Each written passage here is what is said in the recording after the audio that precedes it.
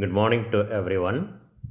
இன்றைக்கி இந்த வீடியோவில் நம்ம என்ன பார்க்க போகிறோம் அப்படின்னா, சூப்பர் பொசிஷன் பிரின்சிபல் அப்படின்னா என்ன அப்படிங்கிறத பார்க்க போகிறோம். ஸோ அதோட டெஃபினிஷன் இங்கே இருக்குது. இந்த டெஃபினிஷனுக்கு முன்னாடி அது என்ன அப்படிங்கிறத இந்த பிக்சரை வச்சு நம்ம கொஞ்சம் பார்ப்போம். இப்போ இந்த படத்தை பார்த்தீங்கன்னா, இப்போ இந்த எக்ஸாம்பிள் 1.5 இருக்கிற இந்த படத்தை பார்த்தீங்க அப்படின்னா, இதில் Q1, Q2, Q3, Q4 அப்படின்னு 4 சார்ஜ் இருக்குது.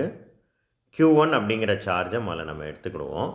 இந்த Q1 வந்து பாசிட்டிவ் சார்ஜ், Q2 அப்படிங்கிறதும் பாசிட்டிவ் சார்ஜ் தான். அப்போ இந்த Q1-ஐ Q2 ரிப்பல் பண்ணும்.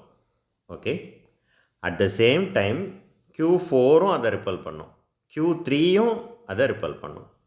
அப்போது ஜென்ரலாக இப்போது Q1-ஐ அது பக்கத்தில் இருக்கக்கூடிய மற்ற 3 சார்ஜும் என்ன செய்யும் அப்படின்னா ரிப்பல் பண்ணும்.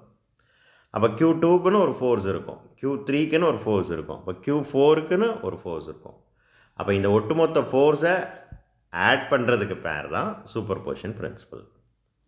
ஸோ அவ்வளோதான். ஸோ இப்போ இங்கே நீங்கள் பார்ப்போம், இப்போ டெஃபினிஷன் என்னென்னு பார்ப்போம். ஸோ இங்கே இருக்குது பிளாக் லெட்டரில்.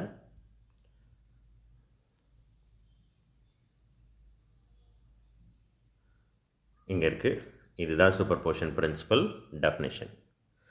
த total force acting on a given charge. Q1 தான் கிவன் சார்ஜ் அப்படிங்கிற மாதிரி எடுத்தோம். அதில் மற்ற 3 சார்ஜும் ஃபோர்ஸ் கொடுத்துச்சு. So the total force acting on a given charge is equal to vector sum of forces exerted on it by all other charges. So vector சம்னா வேறு ஒன்றும் இல்லை, எல்லா ஃபோர்ஸ் வேல்யூவையும் ஆட் பண்ணணும், அது கூட அதோட டைரக்ஷனும் ரிசல்டன்ட் இந்த 3ம் சேர்ந்து செயல்படுறதுனால அதோட ரிசல்டன்ட் டைரக்ஷன் என்னவாக இருக்கும் அப்படிங்கிறதையும் கன்சிடர் பண்ணணும். அதுதான் vector sum of forces exerted on it by all other charges. Thank you.